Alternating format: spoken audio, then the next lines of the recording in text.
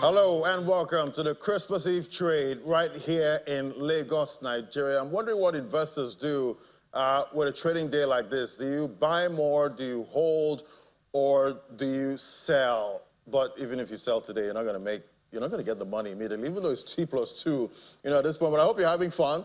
Well, let's get to the top stories that set your agenda now, starting with a review of what played out in the market yesterday. It's another green close right there, 0.59%. I guess this is an indication that the Santa rally is on. At this point, equity cap 97.77 trillion, 579 billion naira. That's what investors gained yesterday. Volume value deals in a green, showing investor appetite is quite strong.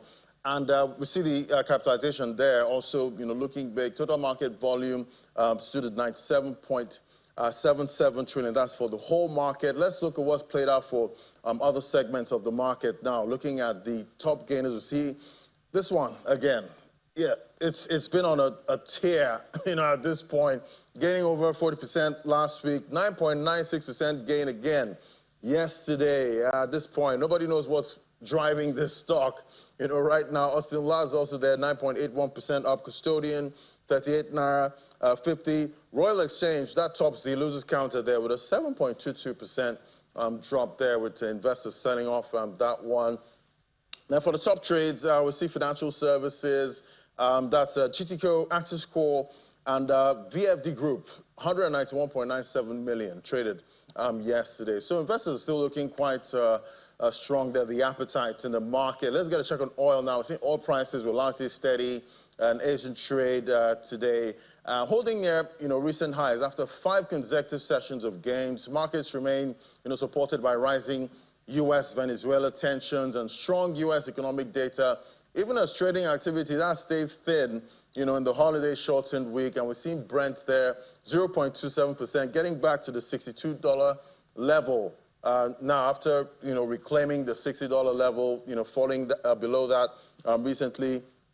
WTI crude also trying to make a run for $60, 58.86, 0.33% up. Both benchmarks have advanced for 5 straight sessions, underpinned by concerns over potential supply disruption. So that's the picture right there in the oil market. Meanwhile, right here, Dangote Petroleum Refinery, they've announced a reduction in the minimum order quantity for petrol, cutting it from 500,000 liters to 250,000 liters.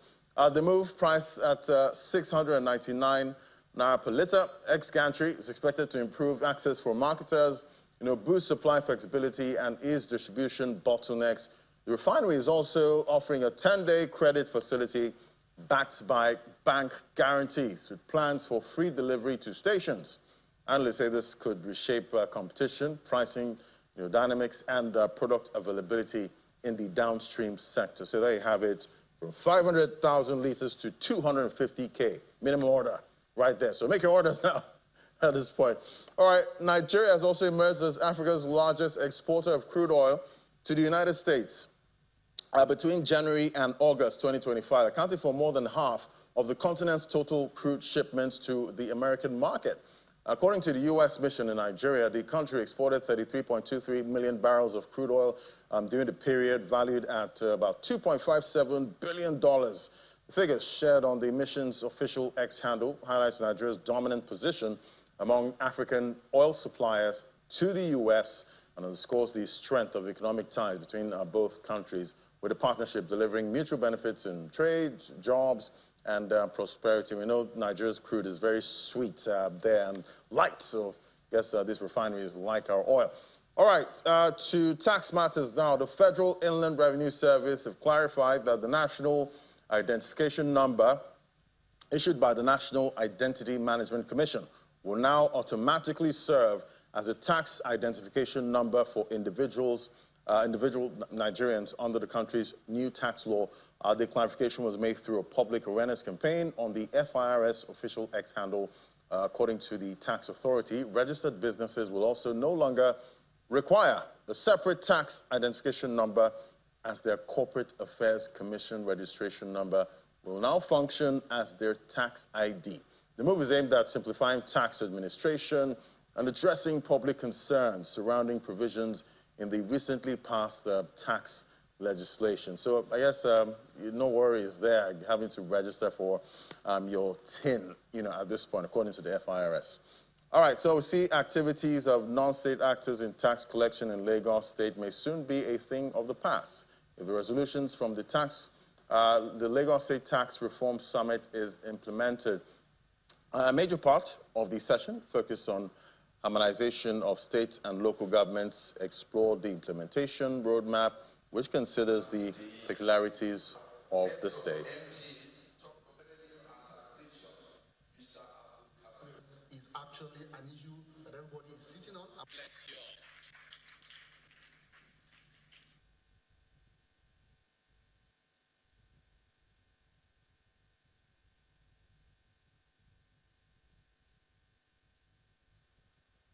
All right, we'll get you more on that report later there. But now we'll take a quick break now. When we come back, we'll drill down on, what to expect, for most of the, best performing stocks of 2025. What do you do with them, going into 2026? And the laggards. That's in a moment. Just stay with us.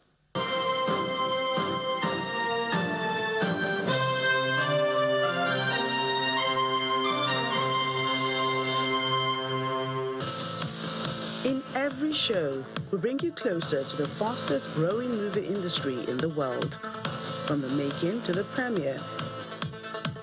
Get up close and personal with the stars and industry captains, plus reviews and much more.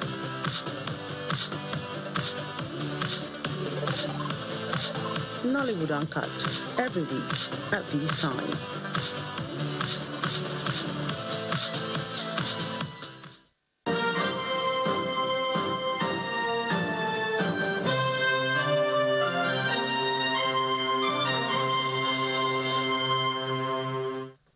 All right, as 2025 draws to a close, financial markets are taking stock of the year's biggest winners and losers, while attention shifts to what lies ahead in 2026, from the outlook for listed companies under the new budget to how investors should position portfolios through the festive period. What should you be doing at this time? You're supposed to be buying more or just having fun with some of your profits? Well, packing the key market lessons from 2025, including, gold's stellar performance. The metals market has been on fire, in 2025. Joining me for this conversation, I have Omiete Nkotaria, founder, Net Worth Investor Club. Join me right there via Zoom. Good to have you on the show, sir. Compliments of the season. Hello, Ladi. Good morning. Thank you for having me, but I can barely hear you. Okay. I'm struggling to hear you right now. All right, sorry about that. I'm sure back-end team will work on that, right now. But let me know as soon as you can hear me better. But looking at the top performers there, no, let's look at the all-share index. So far, 48.99% up in 2025. Yesterday's close there, 153,354 points for the all-share index. Market capitalization, 97.77 trillion naira. This is not how we started, 2025. It was much lower than this, looking at the all-share index and the market capitalization. And we see the year-to-date return, 48.99. This tracks the whole markets. That's the NGX, all the stocks listed on the NGX year-to-date in 2025. I don't know if you can hear me now. Is it better now? Can you hear me better? All right. Okay. Omiete we're still trying to sort that audio out. But looking at 2025, it's been quite a year for stocks listed right here on Nigeria's stock market. We see the top gainer of 2025, the overall top gainer according to the NGX. That's NCR Nigeria. That's leading the pack there. That stock has gained 1,354% in 2025. Opened at 5 naira per share, closing nearly, or trading year to date at 72 naira 70 kobo. Quite the run there. And many other stocks like that are up about 400%, 470, 421%, this year. And you start to wonder, how do you position, for stocks like this? How do you find winners like this before they actually, make this kind of run? Because, most of the time, investors, find out late. You find all this kind of stocks after they have made, all of that, gain, and before you know it, you ask yourself, when did this rise start, and how did I miss, this stock? For the large cap gainers, we see the likes of, no, not for the large caps, but we see Bitter Glass there. Bitter Glass, 470% year to date. Mutual Benefits Assurance, that's in financial services, 421% up this year. Champion Breweries, that's one of the top brewers on the exchange there, 344.9% rise in 2025. Ela Lakes, I had the CEO recently on the show, and definitely they have that offer. I think it should have been completed by now, or it was extended. But Ela Lakes this year, 341.5% rise. So, depending on how much you put in there, you will be up this percentage, rise. And you see Unisol Interlinked, 315.2% rise, in 2025. And, these gains look good. Definitely at some point, we'll also, get a check on the laggards of, 2025. Which of those stocks didn't, do too well, and which ones are, undervalued at this time and might have, potential to have, a fantastic run, that's come 2026. But, we'll still try and get Omiete later on the show to help us break down, what to expect. We're still struggling with Omiete's audio there. But let's try another conversation now. And definitely, we know everyone's in that festive mood right now. So if you're not investing, then you're definitely doing, the dirty December, which involves spending, at this point. Let's find out, how the, restaurant demand is looking, this season. We know some people like to eat out, when you're not in the mood to, cook at home. You like that whole ambience, out there. Maybe it's a cute, quick service restaurant. Let's try and get Mr. Dr. Oluwatoyin Tajuddin. He's the CEO, Integrated Catering, the owner of Promise Restaurant chain. Joining me also via Zoom. Good morning, sir. Can you hear me? Thank you very much, Ladi. I can hear you loud and clear. Fantastic, thank you for bringing me onto this program. It's great to have you, sir. Compliment of the season. Definitely, as I said before, some people like to eat out, during, seasons like these, and some could also enjoy, having that lunch or dinner at home, cooking up a feast and all of that. But, break it down for me. You run a restaurant in Port Harcourt, I believe. What's the demand like, this season? Are people, rushing into your restaurant to, have that special meal with their family? Yes, definitely, Ladi. The tempo of demand has really heightened up. To be very honest with you, when you talk about Lagos, next place is Port Harcourt. Then maybe you start considering Abuja. Rivers people love good life. So all restaurants, lounges, hotels in Rivers are really, because we prepared, we are really geared up to receive as many guests as possible. And things are really, really looking up good.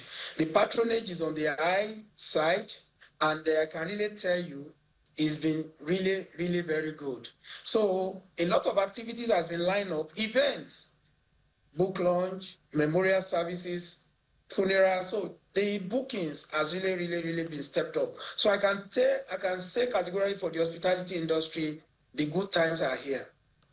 Yeah, good times. And, definitely with good times, that means more profits, for you guys at this point. But during the festive season, for you, which categories generate the most revenue? Is it, rice dishes? Is it grills? Is it soups? Or is it pastries? Okay, so the one that drives sales mostly is rice and chicken. Nigerians love rice. They love chicken. we are not a potato-eating nation. We are a rice-eating nation. So as much as possible, the sales of rice and chicken drives up sales in most of the restaurants across the length and breadth of Nigeria. So I would say rice and chicken is the major driver, followed by Nigerian dishes. Nigerian, wherever they are in the world, whether in Nigeria or outside Nigeria, they love the natural Nigerian dishes. The soups, the onugbu from Anambra, the ofensala, the likes of afansu from Cross River and all that. So when you take first the chicken and the rice, next is the Nigerian dishes. The pastries contribute marginally, very marginally. Now you need the pastry to drive the sales. You only need the pastry to drive the sales because of the young generations. But basically, sales are derived majorly from rice and chicken, then from Nigerian dishes mostly. Then when you talk about high-end catering services, we talk about foreign cuisines, continental, intercontinental dishes, where fine dining restaurants are operated. They are also getting very good patronage. So by and large, is a season of celebration, a season of joy, not only for the restaurant business, but across the major sectors of Nigeria. Fantastic, and I would like to understand how you're also, managing pricing because, well, according to the data, we've seen, food inflation and headline inflation, trend downward in Nigeria for most of 2025. But, you did talk about rice and chicken, and I see how much the price of chicken, that's live chicken, right now, it costs a lot. I don't know if that, also applies to, frozen chicken, but how are you managing, high cost inputs of some of these proteins? Because they seem quite expensive. How do you navigate that? It's expensive for 2-3 reasons. The logistic aspect of transporting the chicken from the farm to the table is quite expensive. When you factor in the cost of diesel, when you factor in the cost of logistics, and when you factor in the cost of managing the supply chain, it actually makes the chicken to spike up. That is why it is very difficult to really lower prices now, even though inflation is coming down. There are other ancillary forces that is making it extremely difficult to really crash the price of most of the cuisines, most of the menu items on the table, on the restaurant's list, because a lot of dynamics are involved where pricing is concerned. And that is why it's very important that a kg of chicken that used to be about 2,400 and something is going for about 4,600 naira per kg now. That is just a kg of chicken. Now, we are grateful to God that rice that used to be 84,000 is going for about 58, 61,000 naira now. So, but basically, chicken is still expensive because the cost of broiler is expensive, about 2,000 naira for a day-old chicks. Then by the time you factor in the cost of feeding those day-old chicks, and you factor in the logistics, the diesel, and bringing it to the table, the cost cannot really be managed well. So that is why the cost of chicken is a bit on the high side. We are looking for a better 2026 in the area of energy coming down. When the energy costs come down, a lot of things will be affected positively, and you can actually see the real impact of the inflation coming down. Not telling too much on the earning capacity of Nigerians. Let's pray that continually this has remained the same thing. Fuel has been coming down. This remain at 1,020 naira, 1,030 naira. In other places, 1,200.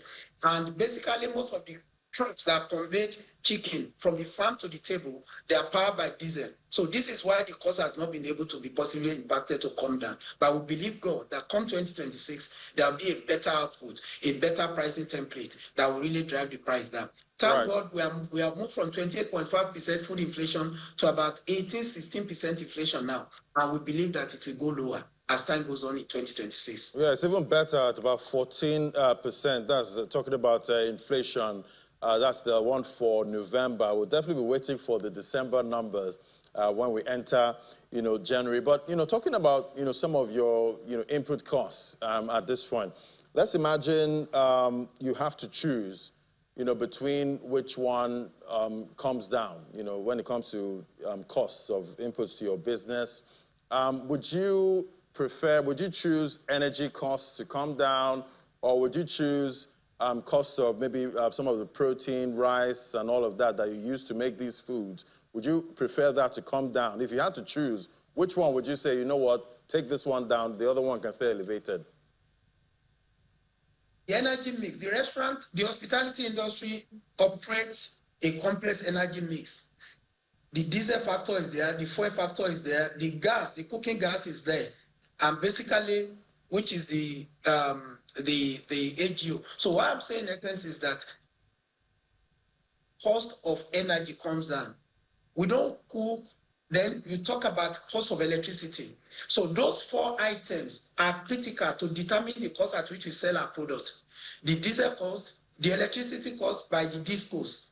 Then you talk about the gas, the cooking gas we use for cooking, and number 4, the fuel to run the operation, because you have food to deliver from one place to the other. Many people are doing a lot of events. You require fuel, to drive your logistic resources to deliver to your customers. So I would rather prefer that the energy costs come down. If cooking gas costs can come down, diesel can come down, then the cost of electricity per kilowatt, it comes down. Then you can see that basically everything about food costs will come down, and customers will have a better experience for it. Right. I can really assure you of that.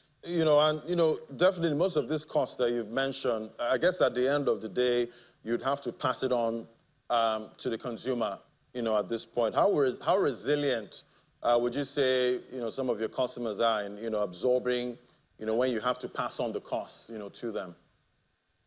We are being careful in passing the total cost to customers. We are being very careful because we know that the impact the inflationary trend in the economy is having on the earning capacity of Nigerians. So we are being very careful in passing the total cost to them. What we are trying to do is to sacrifice our margin to be able to accommodate more patronage from our customers. So what do? We use a market-friendly rate that is comparative to, that's why when you get to fast food industries, there is like a benchmark. You can't go below, you can't go above. What I mean is that generally, if you sample the prices, they are almost within the same range. Because if you go too high, based on the cost you are carrying, you'll be out of business. And if you come too low, you won't be able to remain in business. So everybody is trying to strike a balance. And that is why it's important that we strike that balance, help all our customers to keep patronizing us, and at the end of the day, make a little margin that will be able to keep us in business. That's what we've been doing. That's what we keep doing. But one thing I can assure you, Ladi, and the entire Nigerians is this: come 2026, based on the renewal agenda of Mr. President and all the plans that have been put in place to arrest security issues, to be able to bring people back to the farm, to be able to return IDP cap to resettle them, once the food are more produced, and we're having a better road because the federal government is investing massively in infrastructure development. This will reduce the cost of transport, and thank God for the refineries. Apart from Dangote refineries, we have other refineries coming down. So Nigeria has a better financial outlook and a better experience come 2026, because at the end of the day, cost will go down. More better experience will not our customers have, and the restaurants will be able to stay in a price template that more people can come in and patronize us. All right, so looking at your dishes now, which ones deliver the best margins during Christmas? Rice and chicken, sir. That is rice and chicken. Nigeria loves rice. Nigeria love rice, they love their chicken, and that will continue across the hospitality sectors. If you get to the hotel, you check the menu displayed by hotels, chicken is always prominently featured. And in many of the events, catering events, big weddings, big Owambe parties, chicken is one of the major items that is on display. So this rice and chicken play a prominent role in driving up turnover, and we'll be able to make more margin. The margin you cannot make in pastry, you compensate for it in rice and chicken. Yeah, that's quite funny. You remind me of something that happened to me recently. I attended, I think, 2 different events or so in one day. In one event, I had jollof rice. I got to the other one, I had the fada rice. So it was just rice, rice, rice every. I think I'm tired of rice, this season. But I guess some people still love their rice, But do you think family-sized portions, do they outperform individual meals, during the holidays? I see some of you restaurants, you try to, create different packages that can, appeal to, different classes, at this time. How does it look there? Yeah, so this is the way it is. Take the Promise, for instance. We have everything under the roof. We are a family-focused brand. The Promise is a family-focused brand. A father and a mother comes in with maybe three of their children, and maybe two of the children are teenagers, they are Gen Z. Under that roof, the father can have his pounded yam with a goosey soup or with vegetable soup and goat meat. The mother can have a fried rice and chicken. The children can have their burger, they can have their ice cream, they can have their shawarma. So you have something that appeals to a whole family. So when you come into the Promise, for instance, you have everything under one roof. In that way, nobody is left out of the package that we have put together to ensure that everybody has a bite of something very nice at the Promise. Remember, we do nothing but good food. Fantastic, and people love good food at this point. Let's look at some data now. We see the restaurant industry market size for 2025. We see they've tagged it the $11 billion appetite. That's Nigeria's food service market. 2025 market value about $11 billion, projected 2030 to be about $19.31 billion. Annual growth rates, that's CAGR, that's put at 11.73%.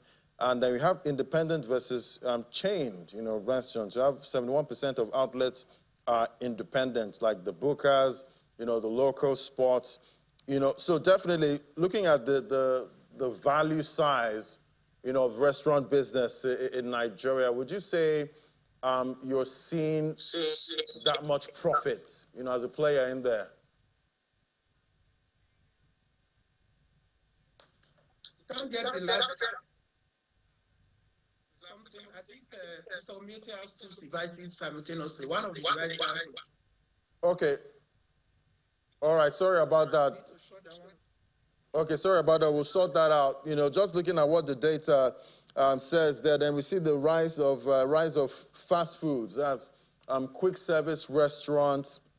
We have the market share there sitting at 56.38% of all dining out.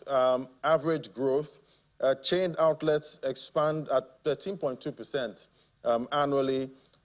Top players in the markets there, we see them, generating getting most of the chunk of that market. Then cloud kitchen growth, that's 12.3%.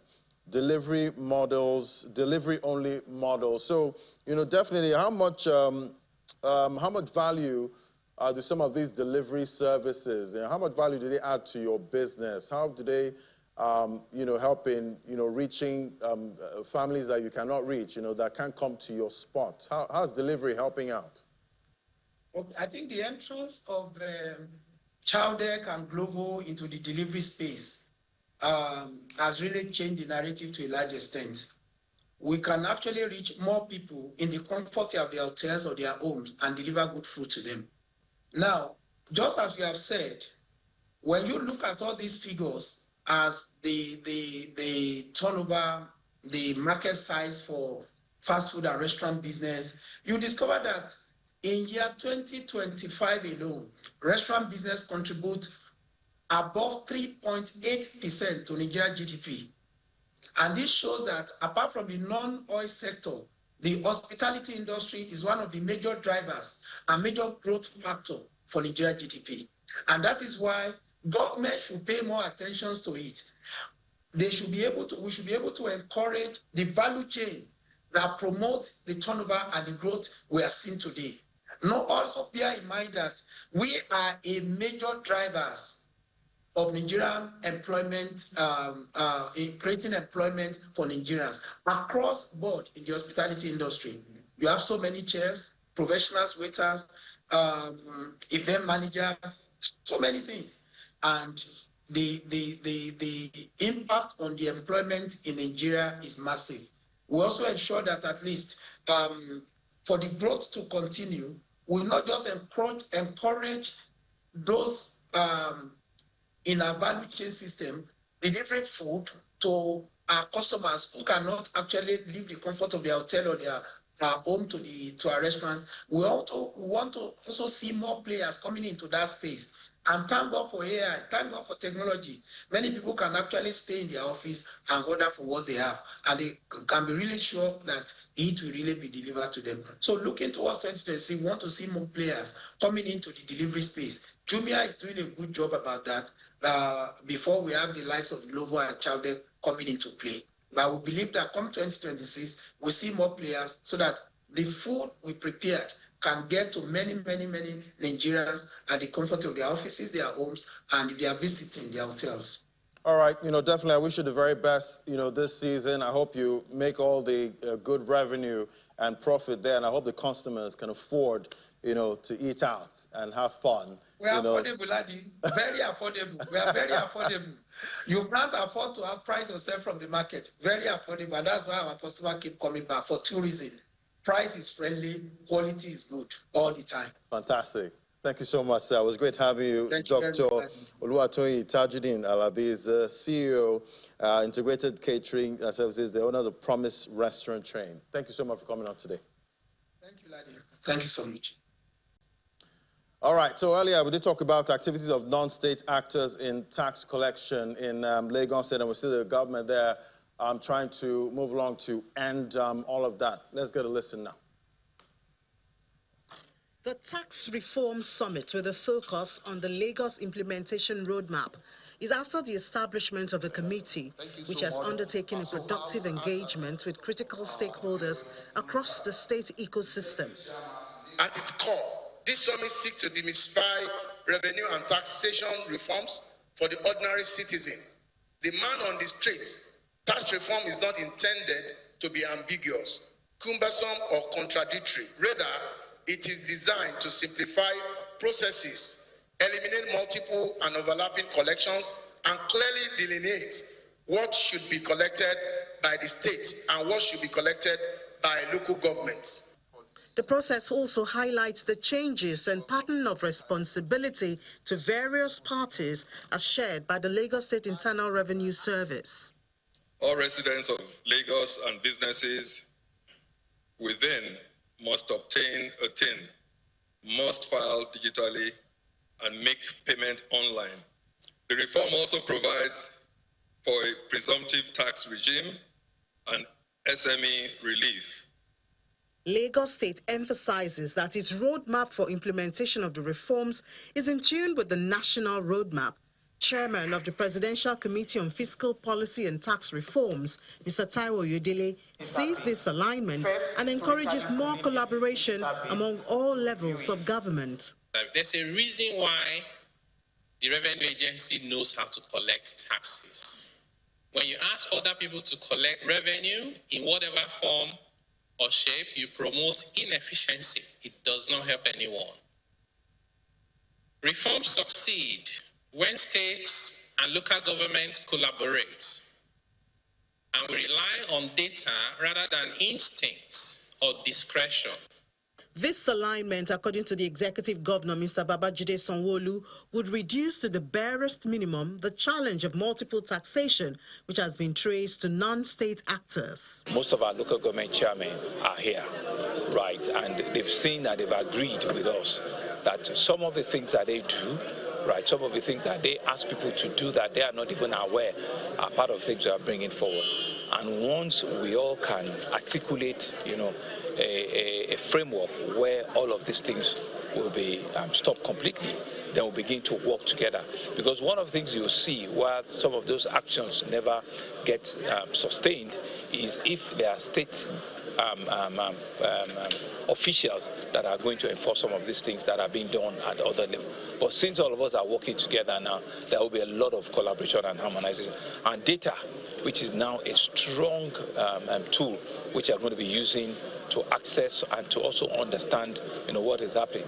will be a major source of solution for us, and we all need to embrace it. These engagements involve both public and private sectors, including the Ministry of Justice, Law Reforms Commission, lands-related MDAs, transport and hospitality sectors, among others.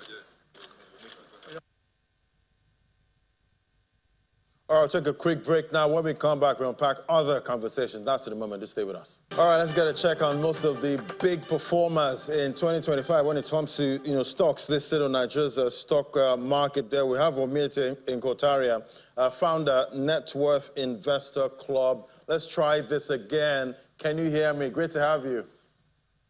Loud and clear, Ladi. Thank you very much. Fantastic. That's music to my ears. And so, looking at the top gainer of 2025, NCR Nigeria, that's in software and IT services. It gained 1,354% this year alone. That's a lot of rise, for this stock. Talk to me about this one. Did you see this coming?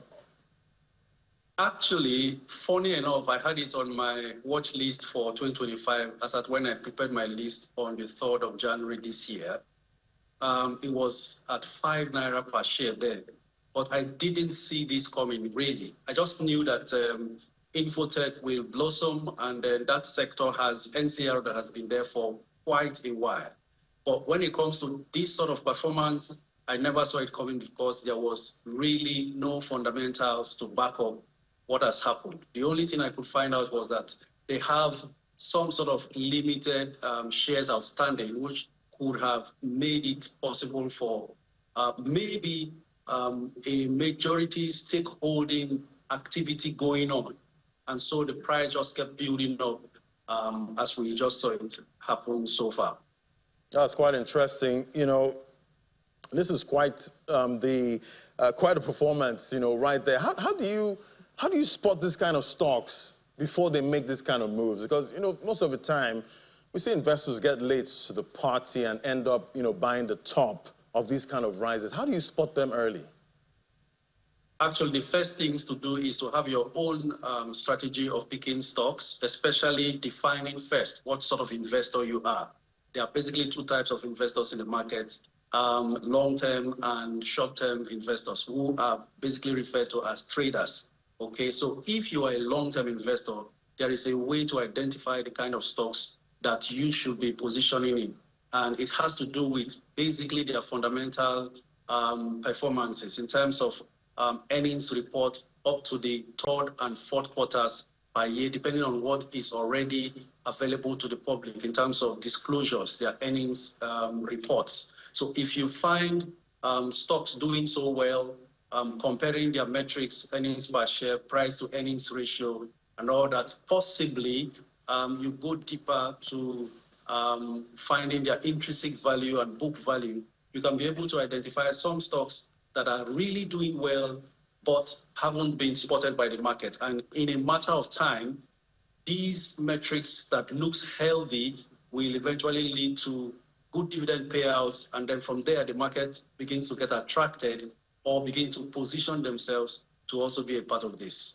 All right, so looking at this performance now, 1,354% already gained at this point. Lucky investors that got in early, smiling to the bank at this point. Does this still have legs going into 2026, or is this the one you just stay away from so you don't end up buying the top?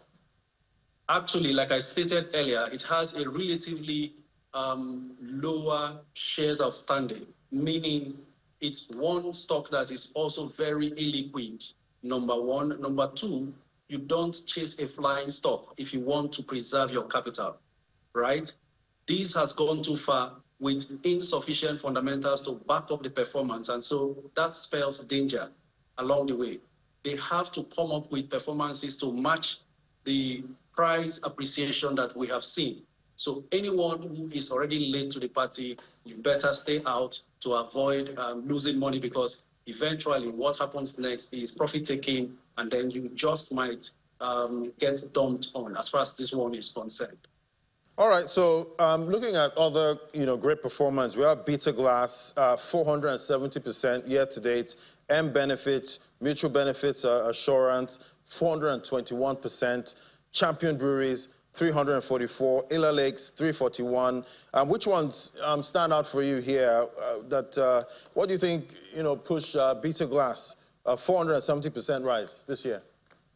Well, Beta Glass is a perfect example of what I just explained. That was also on my watch list for 2025. As at January this year, it made that list at 64 naira per share then, and then rallied all the way to over 400 naira per share before dropping towards the 300 naira range it is right now. The fundamentals were excellent. Everything looked perfect as at the beginning of the year. But now that performance is quite justified. In any case, it's also late at this point. All right, so at this point, which are the laggards you would say investors should keep an eye on, going into 2026? Wow, there's quite a lot of them. I would call them laggards with you based on the fact they should be performing better than they are now in terms of price performance. And when it comes to very sound fundamentals, we have the likes of Aradel, which continues to trade so low at below 700 naira. I think it should be selling for around, it closed yesterday around 670 naira per share. People recall Aradel got listed at around 700 naira per share, appreciated to over 800 before eventually crashing all the way down to 400 and below. But as we see it, things are looking very good for such a stock because of the two major acquisitions that they made in the course of this year. And looking at their third quarter performance, all the way to their third quarter performance, I can tell from the integrated assets involved, they've already garnered up to 70 naira per share in terms of earnings per share. That means Aradel is set to make up to 800 naira per share when the fourth quarter result is out. Definitely, that means that stock should be selling for nothing less than 1,000 naira per share or more. Quite incredible analysis there on Aradel. I'm sure there are other stocks that we should also keep an eye on and investors at this point. But I guess 2026 is going to be a very interesting year with what we've seen so far, in 2025. Thank you so much, Omite Nkotaria, founder, Net Worth Investor Club. Thank you for coming on today. Thank you very much, Ladi. All right, our next conversation now, we're looking at the business of events. Nigeria's events industry has evolved far beyond parties and celebrations. 2025 events have become a serious business, spanning corporate conferences, brand launches, exhibitions, weddings, and retreats. They're contributing significantly to the broader service economy. Looking at the data there, we see the services sector contributed about 53.02% share to the Q3 GDP that was released recently, 4.15% growth. Agriculture, 31.21% share, about 3.79% growth. Industry, 15.77% share. So we see the services sector there accounting big, for the Q3 GDP recently released by the National Bureau of Statistics. Let's gauge what's played out, with the industry so far and how, Dirty December is looking. We have a leading events planner joining us now. Her name is Bisola Boha Arigwe. She's a founder and creative director, Trendy Bee Elite Events. Great to have you on the show, Bisola. Hi, great to be here. Merry Christmas in advance. Merry Christmas in advance, Bisola. And definitely, I know this is your season to cash out, at this point. Talk to me about, event trends that you've noticed in 2025. I can imagine how many events you've had to plan this year. Yes, this year has been extremely busy. This is also our busy season, hence why I'm not in the studio. I'd have really, really loved to be in the studio with you, but it's been so, so busy. In terms of trends, we've seen a lot of beautiful concepts, being introduced in the industry.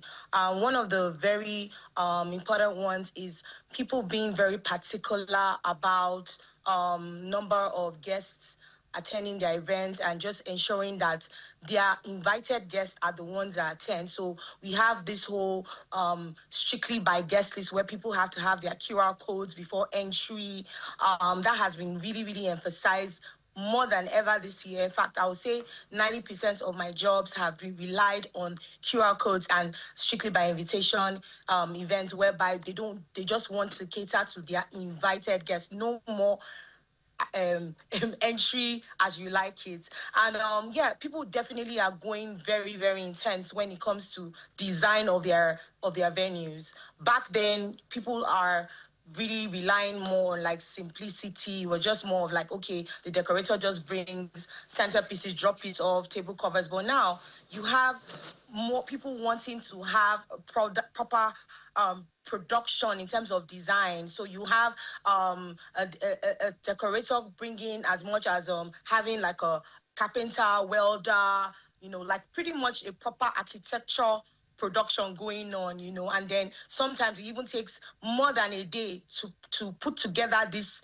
design. So you do have some clients that book 3 days in advance, 1 week in advance, just to make sure that their venues are ready, unlike back in the days when it was just pretty much just very simple and you could get ready for your event swiftly. Now it's a proper production, and then you have like the whole event looking like properly transformed from start to finish. Right. It's definitely more intense.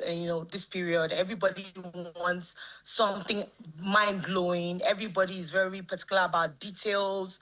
They're very particular, just making sure that the experience that the guests are having, pretty much when you come for a wedding, you know that you're coming for something pretty special, because it's not just about the toast. It's more about you're coming to see a proper experience at the event. So yeah, it's definitely there's more detail, there's more paying of attention to events, and I would say that it's definitely more interesting. Okay, so, definitely we know a lot of people spend a lot of money, for these kind of events. You have to, get the best of the best. You want everybody to have that special, experience at your event. Talk to me about the most outrageous amount spent this year on an event, maybe a wedding.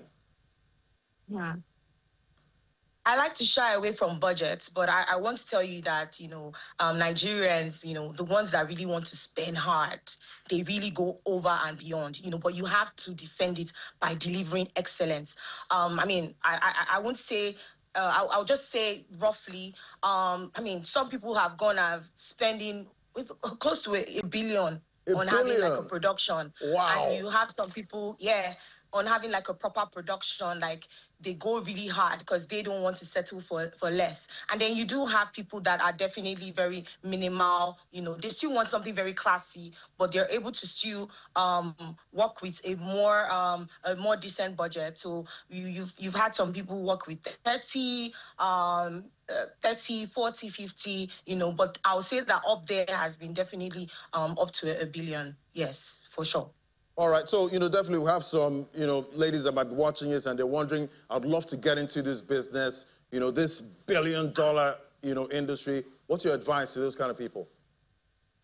I'll tell you that you can't come here and think that you can just whitewash people, or just you have to be well groomed, well knowledgeable about the event industry, because people know what they want now. People understand that they know what the whole event if I hire an event planner, I'm expecting quality. I'm expecting that my event is being delivered to the T, and I don't want to have any challenges. I'm expecting that you have integrity. I'm expecting that my event will turn out to be, you know, what I want it to be, even beyond. So if you're coming to this industry, don't think you're coming here to play. You need to do your background check. You need to do your homework. Okay. You need to have some education about what exactly you're coming into, because right now the industry is not what it used to be. You know, now there's just so many steps that you need to ensure that you have knowledge about, unless you mess up someone's event and then you get into big trouble, because people have invested so much money and then you're coming here, you have to come very knowledgeable. So I would advise you to definitely know about the industry before coming into the industry. Thank you so much, and then you will definitely succeed. Yes, sadly we've run out of time. I wish I had you here in the studio, but it was definitely traffic, coming here. You're so busy. Thank you so much for coming on the show today. Bisola Borja Rigbe is the founder and creative director, Trendy Bee Elite Events. Thank you so much. All right, let's get a quick check on the global economy.